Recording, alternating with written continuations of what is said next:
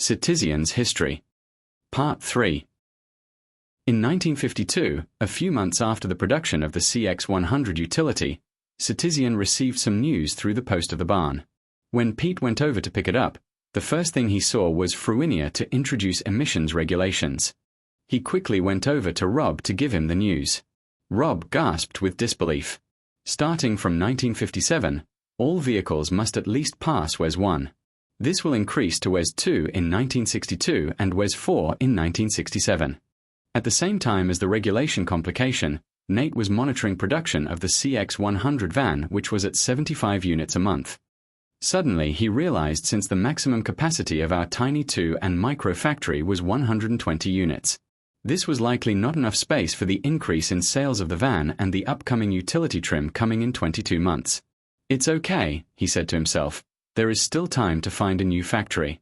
A full 10 months of searching later and Nate finally found a tiny plot with a warehouse in Namilla, which could be converted into a tiny car factory.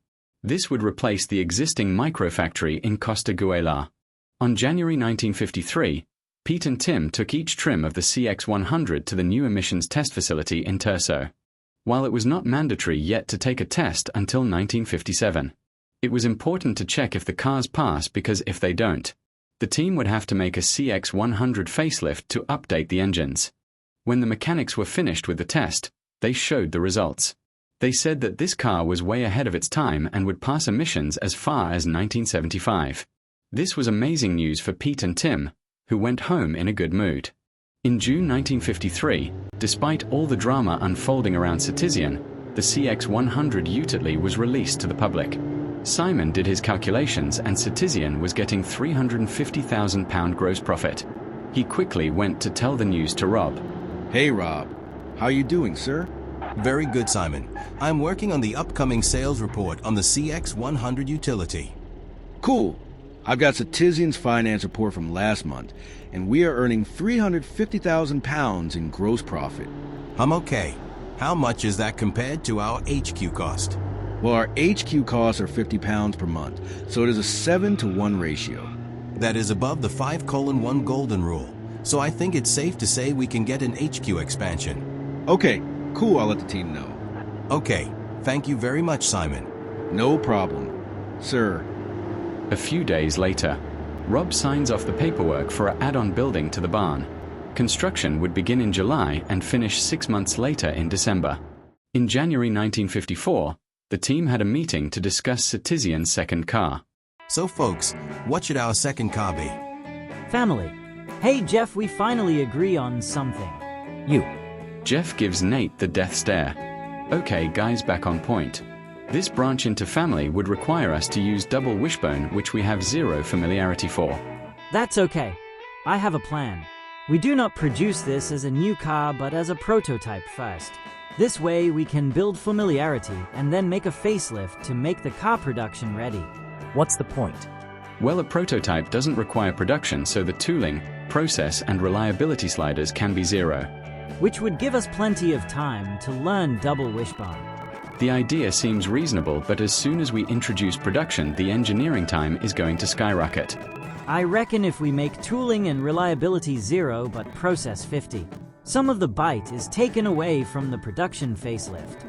This is a more expensive way of making a car. Are you guys certain? Yeah. This could definitely work, but we must make sure the prototype doesn't take too long. I will give the prototype a trial first. That's great, Tim. All right, guys, this sums up this meeting. Thank you, everyone.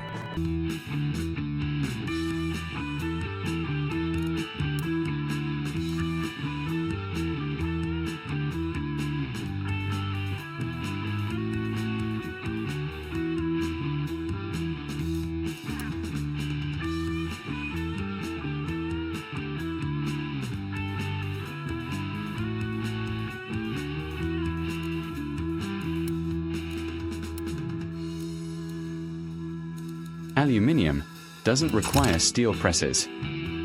HD ladder also doesn't require them. Steel panels are cheap. Front longitudinal, good for drivability. Front double wishbone, good for comfort. Rear double wishbone, also good for comfort.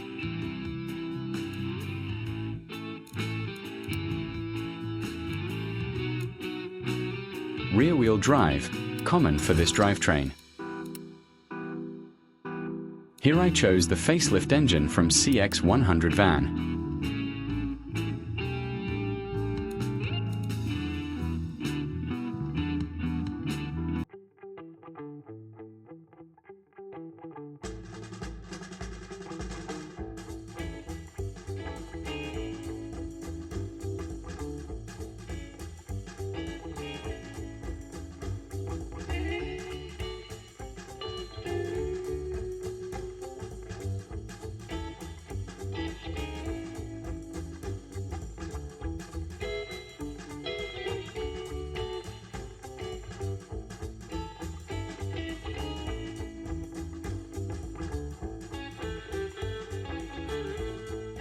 I don't know why I put on sports tires here.